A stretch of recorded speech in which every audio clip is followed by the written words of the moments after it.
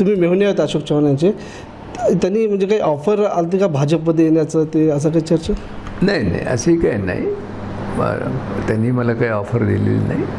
पण ज्यावेळेस लोकसभेची निवडणूक होती त्यावेळेस मात्र त्यांनी म्हणाले होते की भारतीय जनता पक्षाकडून मिनलला आपण उभं करूया, असा प्रस्ताव होता. मी माजी मुख्यमंत्र्याचा जावाई राहिलो, माजी मुख्यमंत्र्याचा मेहुणा राहिलो, मंत्री राहिलो आणि 3 टर्म आमदार 3 टर्म खासदार राहिल्यानंतर आपण हा जो निर्णय घेतो आहे ते काहीतरी पदासाठी घेत नाही. मी तुम्हाला नमस्कार, महाराष्ट्र टाइम्स ऑनलाईनमध्ये आपले स्वागत आहे. काँग्रेसचे अनेक दिग्गज नेते राष्ट्रवादीच्या गळाला लागले आहे. त्यातच 3 टर्म आमदार 3 टर्म खासदार राहिलेले तथा माजी मुख्यमंत्री अशोक चव्हाण यांचे सख्खे मेहुणे भास्करराव पाटील खतगावकर हे देखील राष्ट्रवादीमध्ये उद्या प्रवेश करणार आहेत. उपमुख्यमंत्री अजित पवार यांच्या उपस्थितीत ते प्रवेश करणार आहेत.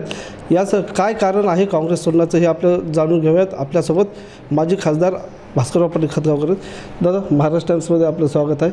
उद्या राष्ट्रवादी प्रवेश करणार आहेत, कोण कोण करणार आहेत आणि काँग्रेस सोडण्याचं काय कारण? नमस्कार. उद्याला रविवारी राज्याचे उपमुख्यमंत्री व राष्ट्रवादी काँग्रेसचे राष्ट्रीय अध्यक्ष नामदार अजितदादा पवार, महाराष्ट्राचे अध्यक्ष खासदार सुनीलजी तटकरे, महाराष्ट्र राज्याचे सहकार मंत्री बाबासाहेब पाटील, माजी मंत्री नवाब मलिक साहेब आणि मराठवाड्यातील इतर सर्व आमदार यांच्या प्रमुख उपस्थितीमध्ये माजी आमदार ओमप्रकाश पोकर्णा, डॉक्टर मिनल आणि आमचे जवळपास 250 ते 300 कार्यकर्ते, ज्यामध्ये मोठ्या प्रमाणात माजी नगराध्यक्ष आहेत, कृषी उत्पन्न बाजार समितीचे सभापती आहेत, माजी जिल्हा परिषदचे सदस्य आहेत, पंचायत समितीचे सदस्य आहेत आणि मोठ्या संख्येने आहेत. त्यांची यादी आपण पेपरला देतो आहे, मी तुम्हाला सांगतो. पण एवढं मोठं आमचे सर्जेशनजी गिल माजी उपमहापौर हे मोठ्या संख्येनं उद्या त्या कार्यक्रमामध्ये सामील होणार आहेत आणि प्रवेश करणार आहेत. आमचं नियोजन आहे की जवळपास 20,000 लोक त्या ठिकाणी त्या कार्यक्रमाला येतील आणि मोठा भव्य कार्यक्रम त्या ठिकाणी होणार आहे. आपण प्रश्न विचारलात की आपण काँग्रेस का सोडली. मला आपल्याला नम्रपणाने सांगितलं पाहिजे की राजकीय क्षेत्रामध्ये काम करणारे आमचे सारखे जे कार्यकर्ते आहेत त्यांच्या जीवनामध्ये असे प्रसंग येतात की ज्या पक्षामध्ये ते काम करतात त्या ठिकाणी त्यांना सन्मान मिळत नाही, त्या ठिकाणी त्यांच्या कार्यकर्त्याची कुचंबना होते फार मोठ्या प्रमाणात आणि आमच्या कल्पनेप्रमाणे आम्ही ज्या भागाचं नेतृत्व करतो त्या भागाचा विकासही घडत नाही आणि आमच्या कार्यकर्त्याला आम्हाला जो सन्मान मिळाला पाहिजे तो सन्मान मिळत नाही. हे एक प्रमुख कारण आहे आणि आजच्या परिस्थितीमध्ये काँग्रेसची जी अवस्था आहे त्यावर मी फार भाष्य करणार नाही. ज्या पक्षामध्ये मी 35-40 वर्ष राहिलो त्या पक्षावर मला जास्त टीकाटिप्पणी करायची नाही. पण आज जर सेक्युलर पक्ष कोणता असेल महायुतीमध्ये तर तो राष्ट्रवादी आहे. अजितदादा पवारच्या नेतृत्वाखाली जो राष्ट्रवादी पक्ष आहे तो सेक्युलर आहे. ते नेहमी आपल्या भाषणामध्ये म्हणतात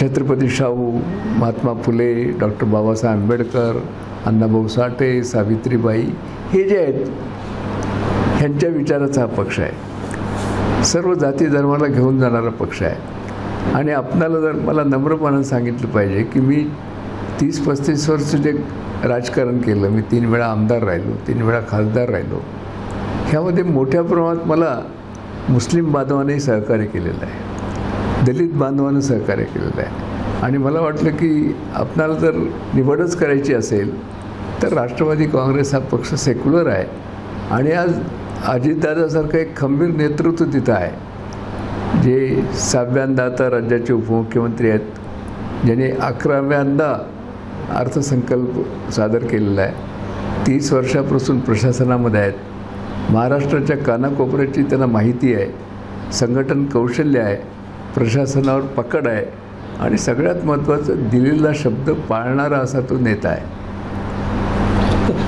आपण बराच वेळ काँग्रेसमध्ये राहिलात तर तुम्ही आता सोडून जातात. काँग्रेसचे काही असं नेते, वरिष्ठ नेते जे आहेत मुंबई या दिल्ली, संपर्क साधलं का जाऊ नका पण असं काही? नाही, मला कोणी संपर्क साधला नाही. अशोक चव्हाण तुमचे दाजे, तुम्ही मेहुणे आहेत अशोक चव्हाण यांचे. त्यांनी म्हणजे काही ऑफर आली का भाजपमध्ये येण्याचं, ते असं काही चर्चा? नाही असंही काही नाही. त्यांनी मला काही ऑफर दिलेली नाही. पण ज्यावेळेस लोकसभेची निवडणूक होती त्यावेळेस मात्र त्यांनी म्हणाले होते की भारतीय जनता पक्षाकडून मिनलला आपण उभं करूया, असा प्रस्ताव होता. 2 वेळेस काँग्रेस, 2 वेळेस भाजप असा प्रवास राहिलेला आहे. आता राष्ट्रवादीच का निवडली असं? नाही ऐकून घ्या ना, मी काय म्हणतो. बार मला प्रश्न विचारला जातो की तुम्ही पक्ष बदललात. नांदेडचाच इतिहास सगळा तुम्हाला माहीत आहे. तुम्ही आता तरुण आहात. नांदेड जिल्ह्यामधले जे जुने नेते आहेत ते आमचे नेते स्वर्गीय शंकररावजी चव्हाण असतील, पद्मश्री शामराव कदम असतील, तुमचे स्वर्गीय कुंटुरकर असतील, स्वर्गीय बळवंतराव चव्हाण असतील, बाबासाहेब गोरठेकर असतील, सूर्यकांता ताई असतील, माधवराव किनाळकर असतील, ह्या सगळ्यांनी देखील पक्ष बदललेला आहे. आणि मी जसं म्हणालो, पक्ष बदलण्याचं मुख्य कारण एक आहे, माझ्यासारख्याला आता काही कुण्या पदावर जायची इच्छा नाही.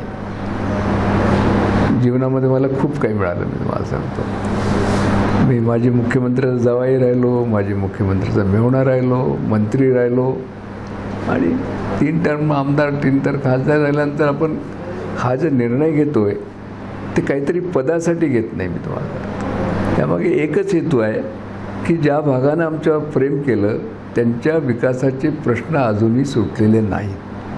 आणि माझ्या मनामध्ये इच्छा आहे की जोपर्यंत मी जिवंत आहे, माझ्या भागाच्या विकासाचे प्रश्न सोडवण्यासाठी मी प्रयत्न केले पाहिजेत. आणि ह्या प्रयत्नाचा भाग म्हणून मी आज हे स्वीकारलं.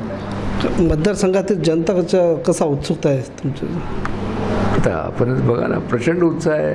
जेव्हा 300 लोकांनी माझ्याकडे नावं दिलं आहे, सरपंच, उपसरपंच, वेगवेगळे पदाधिकारी, नगरसेवक, कृषी उत्पन्न बाजार समितीचे सभापती, आज रोज मला 100 फोन येतात की दादा तुमच्यावर मला यायचं आहे. उत्साह आहे, प्रचंड उत्साह आहे. 2 दिवसापूर्वी तुम्ही असं म्हटलं होतं की आता माझं शेवट राष्ट्रवादीतच राहणार आहे. याबाबत आपलं खरं आहे. हे पहा, मी हे तुम्हाला म्हणालेलो खरं आहे की मी आता जोपर्यंत जिवंत आहे राष्ट्रवादीमध्ये आहे.